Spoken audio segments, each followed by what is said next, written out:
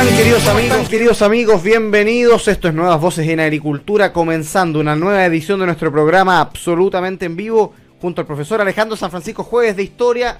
Hartos temas de conversación, Alejandro San Francisco. Han pasado cosas durante la semana, han pasado cosas en agricultura, ha pasado cosas a nivel nacional, pero también estamos viviendo una semana especial.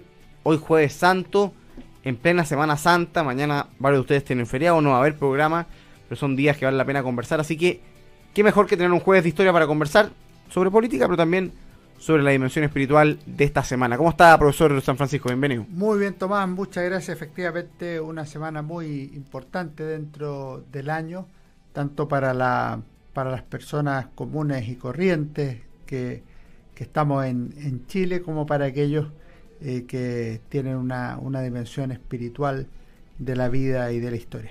Alejandro, una pregunta breve, yo sé que lo conversaron en la semana, el día lunes en el canal de YouTube de Voces por Chile con Vicente Martínez, pero el domingo, no habías estado en el programa desde que ocurrió, partió Mario Vargas Llosa, un destacado escritor, conferencista, intelectual público, en fin, ensayista, premio Nobel de Literatura. En 2 minutos, simplemente para los que nos están escuchando, alguna pincelada sobre la obra de Vargas Llosa, alguna recomendación especial para quienes quizás están conociendo a Vargas Llosa por su muerte y que digan, oye, ¿qué puedo leer, qué puedo estudiar de él para comprender por qué es tan magnífico como tantos lo plantean? Dos cosas relevantes. Mario Vargas Llosa es una de las figuras culturales más importantes del mundo de habla hispana. Es una figura que marcó la cultura española en las últimas 3-4 décadas. Ciertamente en América Latina también es relevante. Es el último miembro vivo de ese gran movimiento que fue el boom latinoamericano. Tiene numerosos libros Mario Vargas Llosa, y si uno tuviera que apurar, yo creo que vale la pena leer La ciudad de los perros, indudablemente, que es una de las obras cumbres del boom precisamente.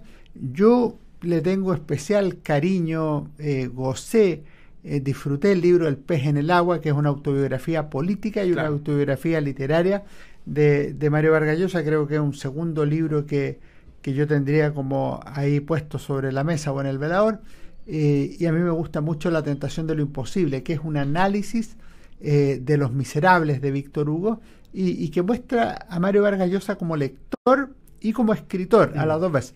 Y la gracia que tiene ese libro es que nos anima tanto a leer a Vargas Llosa como a leer Los Miserables. Entonces es realmente fascinante. Creo que las reacciones que ha causado la muerte de Vargas Llosa no son desproporcionadas. Creo que era un hombre realmente notable. Obviamente uno puede estar en desacuerdo con tal o cual aspecto de su obra o con todo lo que quiera de su pensamiento político, porque también fue un político importante, pero eso no obsta a reconocerle el valor, la grandeza que tuvo en el ámbito literario. Y cierro con una cuarta recomendación, que es leer el discurso que él dio al recibir el Premio Nobel de Literatura, que es el elogio de la lectura y la ficción. Y es una maravilla, realmente de principio a fin, muy bien escrito y muy bien pronunciado en la Academia Sueca. Hecho ese punto, profesor, sobre Alejandro, sobre Mario Vargas Llosa, entremos en materia. Nos va a convocar este programa, querido amigo, 2 grandes temas. El primero, que me parece interesante analizar desde la historia, desde cuál ha sido la relación entre los distintos mundos políticos, es la situación que está viviendo las izquierdas, que los primeros días de esta semana se tomó la agenda, también la semana pasada, a propósito de las primarias que están planteadas a 6 bandas, con cada partido llevando su propio candidato presidencial, cuestión que podría ser considerado algo más o menos inédito.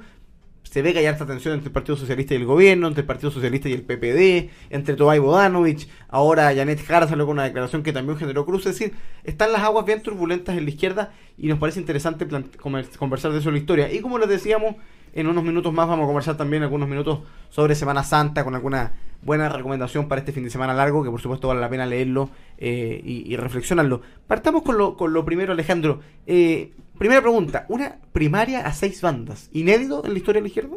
Es inédito. Fíjate que la del 99-2000 fue a 2 bandas, fue una primaria convencional entre Andrés Saldívar y Ricardo Lagos. La del 2009 fue Eduardo Frei y José Antonio Gómez, y después, imagínate, cuando fue Bachelet, hubo primarias, pero la verdad es que estaban la que estuvo Claudio Rego, con resultados conocidos de antes, y la última fue a solo 2 bandas, es Jadwe y Boric. La primaria a dos bandas de Haddad y Boric reconocía una realidad, que eran dos candidatos muy bien posicionados, y por ende los demás quedaban fuera a priori. Hoy ocurre que hay una candidata bien posicionada, históricamente, que era Michelle Bachelet, que se bajó, y luego eso produce inmediatamente el florecer de candidaturas. Algunas yo supongo que son porque quieren disputar la presidencia de la República, otros es muy probable que lo que estén haciendo sea precisamente posicionarse, buscar mejores condiciones de negociación y otras cosas. Alejandro, vale la pena repasar los nombres de los que se van a disputar esta primaria. Por supuesto, el plazo, queridos amigos, para inscribir las primarias es el 29 de abril, es decir, todavía nos quedan 10, 12 días en que pudiese haber algún cambio, podría bajarse a alguien o incorporar a alguien. Se hablaba quizás de que Meo compitiera al Partido Radical, en fin, pero de momento sabemos que el Partido Comunista tiene su candidata presidencial, que es Janet Jara, ex ministra del gobierno, que el Frente Amplio decidió proclamar a Gonzalo Winter, diputado actualmente, que el Partido Socialista proclamó de último minuto a Paulina Bodanovich, su actual presidenta, que el PPD lleva a la ex ministra del Interior, Carolina Toá, que Jaime Mulet quiere competir por el Frente Regionalista Verde Social, que Meo estaría corriendo por fuera, pero que el Partido Radical quiere incorporarlo, que la Democracia Cristiana a su vez proclamó a Alberto Undurraga sin ir a primaria, pero ha dicho que no, diciendo que van a ir a primera vuelta directo. Es decir, son muchos los nombres en la izquierda que están circulando, no sé si se me escapa alguno, en una lógica que claro, uno podría decir, hay harta dispersión, pero al mismo tiempo hay una voluntad de ir a primaria. ¿Cómo ves el articular esas dos cosas? Primero, parece que ningún candidato convence a todos, pero están todos dispuestos a ir a primaria y puede apoyarse. Yo primero hay una cuestión de principio. Es que el primero en plantearla fue José Piñera en las elecciones del 93, que los candidatos debieran elegirse a través de primaria. Ahora, en un esquema de dos partidos, como es el de Estados Unidos, las primarias son al interior de los partidos. En un esquema de coaliciones, lo lógico es que sean entre miembros de distintos partidos. Esa sería la primera idea. Yo creo que sería más sano que hubiera primarias que pusieran ciertos requisitos, el que sea, X cantidad de firmas, el patrocinio de un partido político que esté en la coalición, la que sea, y luego el que se inscribe participa. Pero no esto de estar negociando primaria, hacemos primaria, si se mete esta hay primaria, si no se mete esta no hay primaria, primarias por la unidad, primarias para dirimir, lo que sea. Y en ese sentido me parece a mí que la izquierda ha resuelto mejor el problema que las derechas, en términos de abrirse con coherencia hacia las primarias. Ahora, el resultado de eso no lo sabemos. En la elección pasada tuvimos en segunda vuelta un candidato que ganó primarias, Gabriel Boric, y un candidato que sin haber ido a primaria ganó la primera vuelta, que es José Antonio Kast. De manera que aquí no hay reglas, pero sí me gustaría que hubiera reglas para las primarias, de manera que si alguien quiere desafiar al que está arriba, bueno, puede hacerlo y que eso lo defina democráticamente la ciudadanía.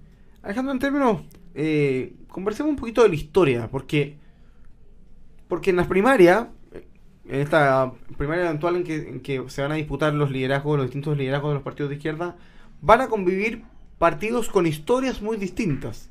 Va a estar el Partido por la Democracia y el Partido Socialista, pero también va a estar el Partido Comunista, que forma parte de la política institucional de la izquierda, digamos, desde el segundo gobierno de Bachelet a la fecha. Va a estar el Frente Amplio, que en realidad son tres partidos fusionados en uno, con la candidatura de Winter. ¿A qué crees que responde, primero, la cantidad de candidatos? Y segundo, el hecho de que estén todos juntos en una primaria, ¿no? A pesar de que se ha dicho siempre que esta cuestión que uno puede disputar, pero que se ha dicho que este gobierno tiene dos almas y que aquí hay un mundo que es el socialismo democrático y el otro distinto, que el Frente Amplio y el Partido Comunista, van todos juntos. Yo primero creo que hay una cuestión que es de sistema. Tenemos muchos candidatos porque tenemos muchos partidos y hay una dispersión. La dispersión se produce por razones institucionales. El sistema fuerza que haya muchas candidaturas, muchos partidos representados, diversidad y pluralidad en el Congreso, y segundo, por falta de liderazgo. Porque si hubiera un líder en la izquierda, por ejemplo, que tuviera el 38%, entonces el efecto Bachelet, ella sería la candidata. Como eso no existe, se empieza a producir la disputa. Yo creo que ese es el elemento como central, y lo segundo es que efectivamente cada partido representa algo, lo que sea. Algunos le caerá mejor uno, al otro le caerá mejor el otro, algunos representan el socialismo democrático, pero si yo tomo esa declaración tuya, le agrego de inmediato, si así fuera, habría un candidato del socialismo democrático, y sin embargo hay dos, la candidata Toa y la candidata Janet Jara, que son del PPD y el PS respectivamente. Y lo mismo pasa en la izquierda, a una candidata del Partido Comunista, un candidato del Frente Amplio. ¿Podría ser de otra manera? Evidentemente que podría ser de otra manera. Lo que ocurre es que el socialismo democrático decidió disputar hoy día las primarias, cosa que en el 2021 ocurrió de manera media oblicua, media tramposa, media contradictoria, cuando precisamente la izquierda dijo, no, aquí no queremos al PPD, el PPD no califica para estar en estas primarias, y eso enredó todo el naipe. Porque nosotros estamos hablando de un caso inédito, pero podría ser el segundo si le hubieran dado la pasada al 2021. Que hicieron unas primarias propias del mundo del socialismo democrático con muy poca participación. Claro, con poca participación, sin franja electoral, Proboste y no sé fuera de fecha, no. Y terminó siendo Yanna Proboste la que gana la... Te hago una pregunta, Alejandro, porque efectivamente son mundos que representan identidades relativamente distintas, que si bien no puede clasificar en estas dos almas que tanto se habla del gobierno, ha habido tensiones que son especialmente interesantes, y a la que la opinión pública o la prensa ha puesto especial atención. Una de ellas es la decisión del Partido Socialista de levantar una candidata propia, Paulina Bodanovich, y de no apoyar a Carolina Toá, que era como la candidata natural del socialismo democrático, que era además la ministra del Interior del presidente Boric. Tanto así que Paulina Bodanovich ha salido a decir públicamente que el PPD y el PS son proyectos políticos distintos, y cuando le preguntan que han actuado coordinados toda la vida, ella lo ha negado varias veces y ha tratado de reafirmar el punto que son cosas distintas. Tanto es así que hace unas 48 horas Paulina Bodanovich salió a criticar al gobierno y dijo, nosotros no son una candidatura de continuidad, y Toa le dijo, bueno, si no le gusta el gobierno, que se vaya el Partido Socialista del gobierno. Es decir, entre dos partidos que eran bien cercanos, hoy día parece haber una grieta bien profunda. ¿Eso es factor Casa Allende o hay algo de fondo en la disputa o es Paulina Bodanovich jugándose para ser candidata a senadora, o es el PS haciendo valer la historia del PS versus un partido instrumental como el PPD? ¿Cuáles son los factores que están en juego en esta disputa? Yo creo que esto ha estado presente desde el comienzo del Partido por la Democracia, que es 1987. El Partido Socialista era de 1933, claro, pero no estaba reconstituido cuando terminaba el gobierno del general Pinochet. Y esto significó formar este Partido por la Democracia y que se insertaran ahí muchos socialistas que eran socialistas y socialistas que eran del mundo, es decir, del MAPU, claro, de la izquierda cristiana, excomunista, y ciertamente el líder máximo que era Ricardo Lagos. En 1992 reaparece el Partido Socialista, tiene candidatos, ya empieza a tener candidatos propios, y le pide a todos sus militantes, o le exige a todos sus militantes, salvo a uno, que tiene que ser del Partido Socialista o quedarse en el Partido por la Democracia. Ese uno obviamente es Ricardo Lagos, que se dice la doble militancia. Claro. Pero hasta entonces existía doble militancia en muchos. Ahora, ¿cómo han actuado en general? En general han actuado unidos, o sea, han sido un bloque. De manera que si tú veías con el sistema binominal, tú tenías un candidato demócrata cristiano y un candidato PPD o PS. Claro, alguien podría decir, oye, pero hubo un caso en que la pelea estuvo más dura. Sí, fue el caso de Aníbal Pérez con Juan Pablo Letelier en la sexta región, cuando se decía quién de los dos va a ser, porque un cupo era para la democracia cristiana y otro era para lo otro. No podían tener los dos el cupo, al final hubo una negociación, ciertamente, pero esos eran problemas puntuales. Ahora, ¿qué diferencia fundamental tienen? El Partido por la Democracia es un partido que en los años 90 se define en sus congresos y en sus declaraciones de principio como demócrata. Uno puede decir, oye, pero obvio. No, pues, demócrata sin apellido, es decir, democracia occidental, nada de acusaciones de democracia burguesa, nada de problemas que habían empañado la vida del Partido Socialista como un partido marxista y que en su momento fue partidario de la violencia revolucionaria y había apoyado dictaduras en distintos lugares del mundo, particularmente en América Latina, la de Fidel Castro. Vamos, Alejandro, a esta primera pausa comercial. Estamos conversando en este jueves de historia aquí en Nuevas Voces a propósito de lo que se está viviendo en el barrio de la izquierda, ¿no? En lo que está pasando con las primarias de la izquierda chilena, varios candidatos, por qué se producen las tensiones, cómo ha sido la relación de los distintos mundos de izquierda en la historia. De eso mucho más vamos a retomar la conversación a la vuelta de la pausa aquí en Nuevas Voces de Agricultura. Estamos de vuelta, queridos. Estamos de vuelta, queridos amigos, con su programa Nuevas Voces en Agricultura en este jueves de historia, conversando, por supuesto, junto al profesor Alejandro San Francisco, académico de la Universidad de Tarapacá, coautor de la Historia de Chile de 1960 a 2010 de la Universidad San Sebastián. Y estamos conversando sobre un tema interesante, sobre las primarias de la izquierda, sobre la historia de la relación entre los distintos mundos de izquierda, sobre las tensiones que estamos viendo en la izquierda de cara a primaria.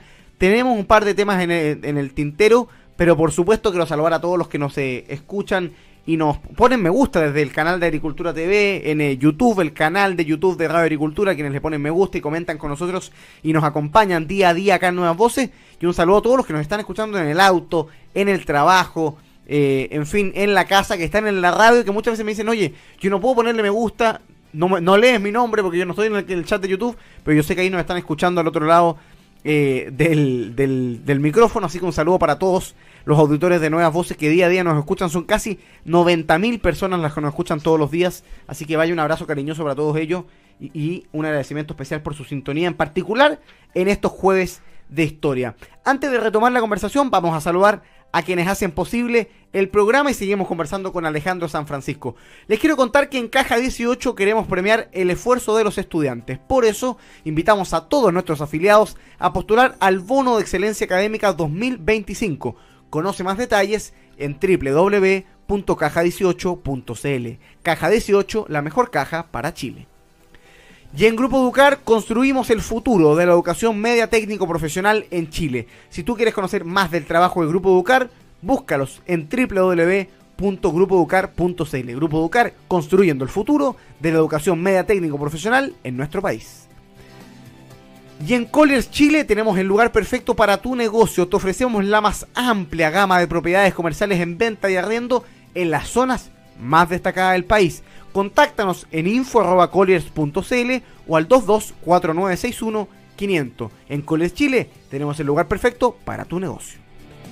Y la Universidad San Sebastián, queridos amigos, presenta su nueva ciudad universitaria USS, un nuevo polo académico científico en ciudad empresarial que impulsa la ciencia y la innovación. La Universidad San Sebastián presenta su nueva ciudad universitaria USS.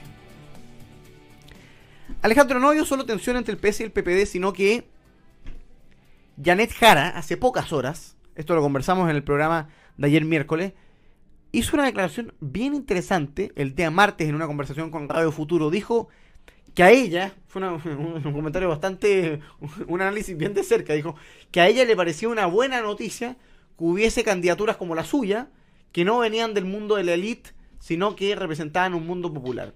Y fue más allá y trató de cuiquitos a otras aventuras presidenciales. Le contestó Vlado Mirosevich diciendo que la mala idea que ella se arrogara la representación de los sectores populares. Le contestó Jaime Mulet, el precandidato presidencial del Frente Regionalista Verde Social. Digo precandidato porque tienen que juntar la firma para constituirse, para poder llegar candidato. Le contestó y se armó una disputa en la izquierda con esta suerte como de autoadjudicación del mundo popular que hace Janet Jara. Jara, que su intervención anterior conocida fue que Cuba era una democracia distinta a la chilena. Es decir, dos apariciones complejas, pero que cuando uno mira las encuestas de las eventuales primarias, Jara está bastante bien posicionada en la primaria de la izquierda. Primero, ¿qué te parece la candidatura comunista de Janet Jara, exministra del Trabajo, una de las artífices de la reforma de pensiones? Y dos, en particular, ¿qué te parece, Alejandro, esta declaración que hace Janet Jara en que dice, yo no vengo en la elite, por eso es buena noticia que yo venga a representar al mundo popular chileno? Yo creo que hay tres cosas que son de distinto nivel. La primera es que es una candidatura competitiva la de Janet Jara y la del Partido Comunista en las primarias de la izquierda. Y eso es bueno tenerlo en la cabeza porque o si no a nadie le importaría claro lo que declarara en una u otra dirección. Segundo, en términos de campaña, yo no sé si es lo mejor lo que dijo, pero claramente logra desviar la atención de lo que fue Cuba. O sea, ya el tema de Cuba hoy día es un tema prehistórico, en cambio lo que se está discutiendo es su representación en el mundo popular, que yo creo que sí tiene un valor. O sea, y esto hay que entenderlo como son las campañas. ¿Qué hace un candidato en campaña? Pondera y eleva la importancia de sus atributos y oculta los atributos de su adversario. Pondera los defectos de sus adversarios y oculta los propios. Ese es más o menos el mapa que hay que hacer. Y lo que ella hace es decir, bueno, ¿qué destaco hoy? Este carácter. Ahora, obviamente eso tiene un valor electoral parcial, muy específico, porque con eso ella le da un gran golpe a su primera visita como candidata, que es a Salvador Allende. Salvador Allende le decían el pije Allende. Era una persona más bien de clase alta que popular. ¿Y esto qué significa? ¿Que los cuiquitos, los pijecitos son malos candidatos? ¿Son malos representantes de los partidos, comillas, populares? ¿O son personas que teniendo otra trayectoria optan por servir una causa determinada? Eso vale para todo. Por ejemplo, tú sabes que yo soy de Serena. A mí me parecería bien que un candidato destacara en su candidatura que es provinciano. Claro. Me parece razonable. Boric algo jugó con eso en su minuto. Ahora, no es bueno ni malo, es un dato, pero es una historia que comparten millones de chilenos, es una historia que es distinta a la que tienen los santiaguinos. ¿Hace mejor al provinciano que al santiaguino? De ninguna manera.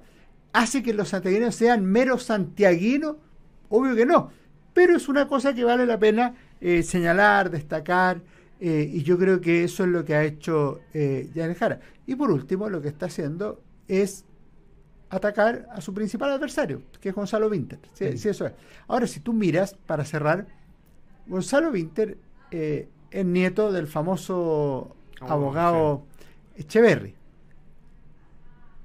Carolina Toá es hija de una figura política relevante, como es José Toá.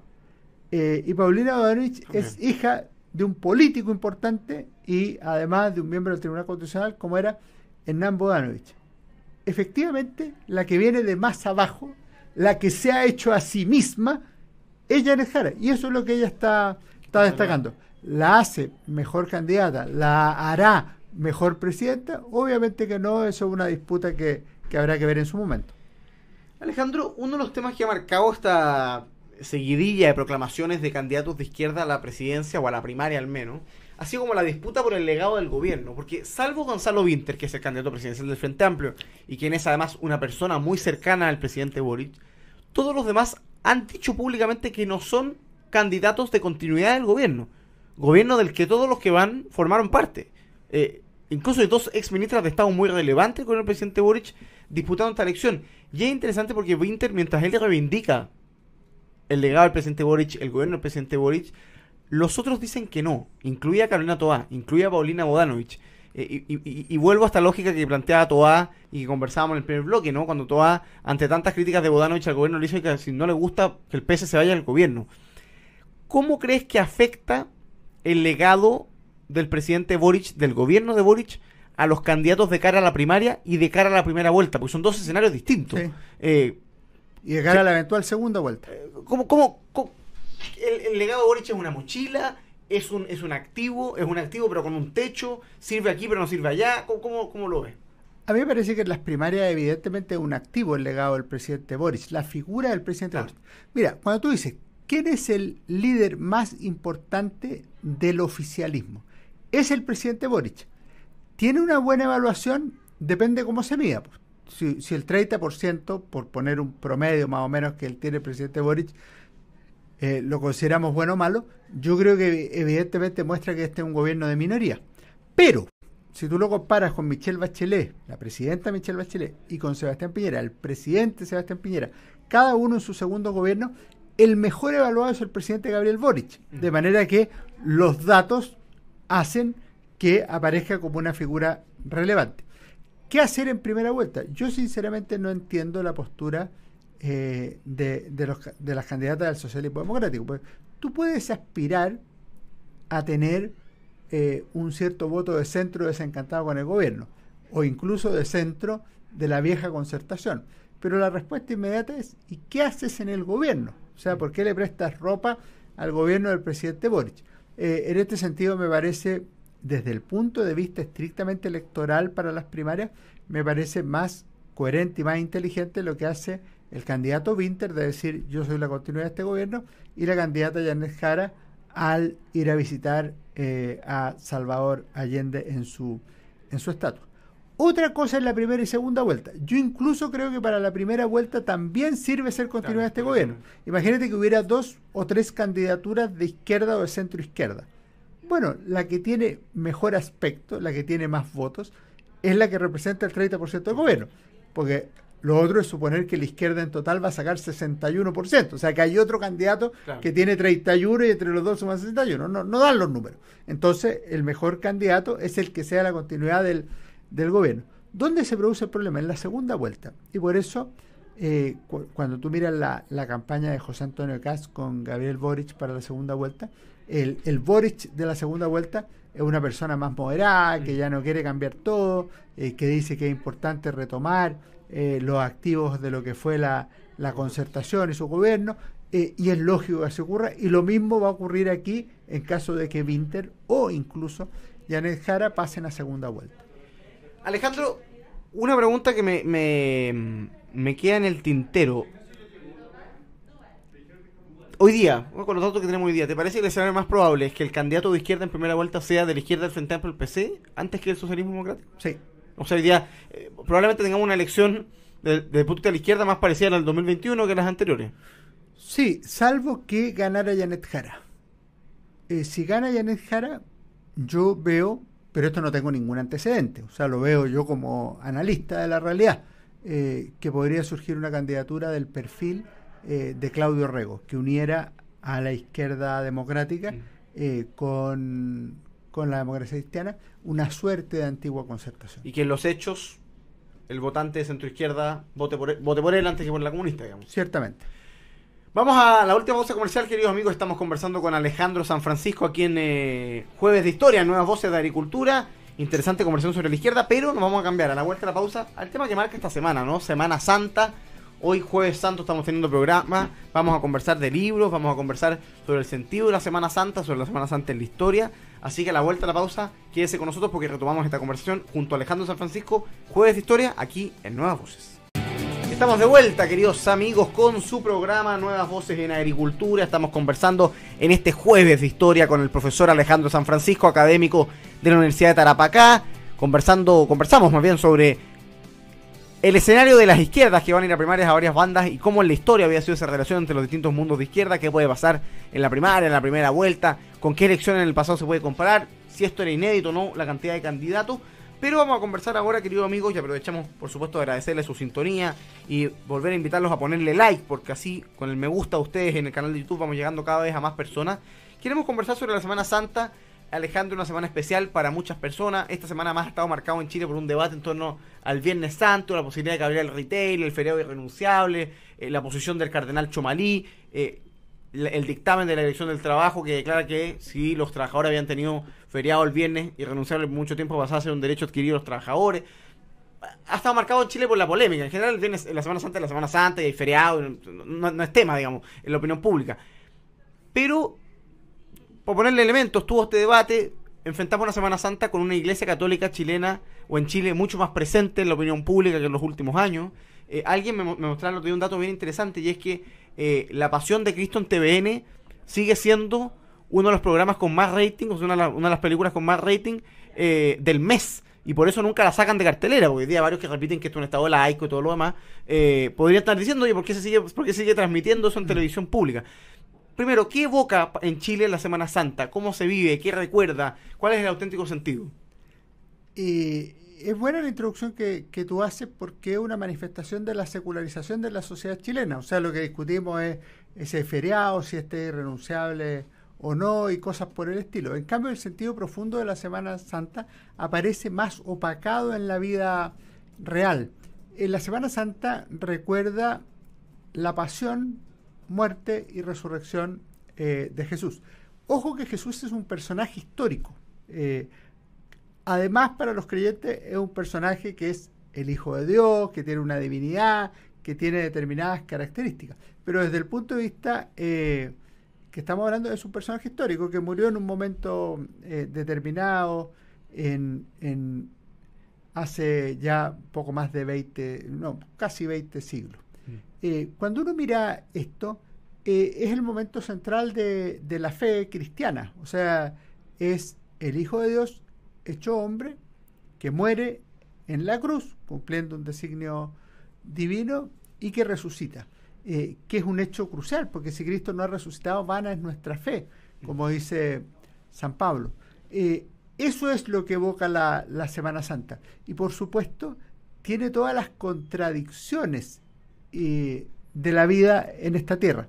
Tiene la muerte de Jesús, que podríamos decir es el momento más triste de la historia o de la vida de un cristiano, y tiene la resurrección al tercer día, es decir, el momento de mayor felicidad, el momento de victoria, cuando parecía que la gente había sido engañada, porque el Salvador, el Mesías, resulta que se dejó morir, que lo mataron, por los hombres. Que lo matan los hombres, que lo matan en una instancia histórica, y además lo matan de forma humillante, en la cruz, es decir, donde mueren los esclavos, donde mueren las personas de más bajo nivel. Alejandro, ¿cómo desde el punto de vista cultural, cómo encuentra la Semana Santa a Chile? Porque conversábamos sobre el cardenal Chomalí, ¿no? Que ha tenido un papel protagónico, yo diría, en las discusiones públicas, en el tema del Viernes Santo, pero también en relevar a Dios en la discusión pública. Uno puede estar de acuerdo o no con todas sus intervenciones, la verdad es que habla de muchos temas, entonces evidentemente en algunos genera discrepancias, pero lo cierto es que ha hecho un esfuerzo porque la Iglesia vuelva a estar presente. Y a mi juicio ha hecho un esfuerzo que no ha sido ridículo, sino que al revés ha encontrado recepción de parte de la opinión pública, que ven Chomalí de un referente, incluso a los no católicos, o sea, incluso personas que dicen, oye, me parece bien que el arzobispo Santiago se pronuncie sobre algunos temas. ¿Cómo encuentra la Semana Santa a Chile? Porque la Semana Santa es como la Navidad, en el sentido que uno va a la misa Domingo de Ramos y hay 3 veces más gente que la misa del domingo anterior, digamos, en circunstancias que las personas dicen ambas misas por igual. Y probablemente el domingo de resurrección pasa un poco lo mismo. Y en buena parte de las casas van a haber huevitos de chocolate. O sea, hay una cuestión cultural, de costumbre, pero también de cierta religiosidad popular. ¿Cómo está parado Chile frente a esta Semana Santa? Yo distinguiría los dos elementos que tú señalaste. Si vas a Monseñor Chomalí, es evidente que él es uno de los líderes actuales de Chile. Y es una persona que opina, que piensa, que toma posición y que es escuchado. Y en ese sentido ha adquirido un liderazgo que para mí es bastante claro. Como ocurre con los liderazgos, hay personas que dicen, oye, notable lo que dijo Chomalí, y otros que dirán, oye, ¿por qué se mete en esto? ¿Por qué opina de esto? Pero eso es lo propio del liderazgo. El que no tiene liderazgo, nadie comenta sus dichos, es irrelevante para efectos prácticos. Efectivamente. Eso sería lo primero. Lo segundo, en materia social. Mira, Chile no puede desprender lo que es la Semana Santa de lo que es el proceso de secularización que ha vivido en los últimos, da lo mismo, 30 años, por poner una cifra. Hoy día la mayoría del país no es católica. Antes se declaraba católica, hoy ha cambiado en ciertos niveles, particularmente en la juventud. Las cifras son más alarmantes para la Iglesia Católica, y por ende estas fechas tienen exactamente esa dimensión. Yo leía una encuesta hace 2 o 3 días, y ¿sabe lo que decía la encuesta? Básicamente, ¿qué vas a aprovechar de hacer en Semana Santa? El 13% decía conmemorar, celebrar, asistir a alguna ceremonia relacionada con la Semana Santa o algo por el estilo. Todo el resto mayoritariamente estaba en la idea de pasar en familia o de tener un tiempo de descanso. Ahora, ¿eso está bien o está mal? Obviamente está bien, pero no tiene nada que ver con la celebración. O sea, podría ser otro fin de semana largo. Podría ser el 1 de mayo, digamos. Podría ser el 1 de mayo y está muy bien, pero no tiene que ver con la celebración de Semana Santa. O sea, es una vida secularizada del viernes, sábado y domingo de Semana Santa. Y esa es la realidad de Chile hoy. ¿Puede cambiar? Sí, pero ojo, en esto se necesitan al menos 2 o 3 cosas. Una, el liderazgo que ya hemos visto, por ejemplo, de Monseñor Chomalí, pero también de otro. En segundo lugar, hay un problema serio en la educación católica. O sea, la educación católica le está costando transmitir a las nuevas personas la fe, no la fe de conocimiento, la fe de conocimiento y la fe de vida. Eso es lo segundo y que me parece muy relevante. Y lo tercero es que nosotros sabemos que históricamente hay sociedades cristianas que se han secularizado. No conocemos una sociedad descristianizada que haya vuelto a recuperar la fe en un sentido mayoritario. Alejandro, muchas personas nos escuchan, varias de ellas tienen fe, otros les gusta la lectura, les gustan las discusiones culturales, teológicas o en general los temas que dicen relación con las personas, con la vida en sociedad.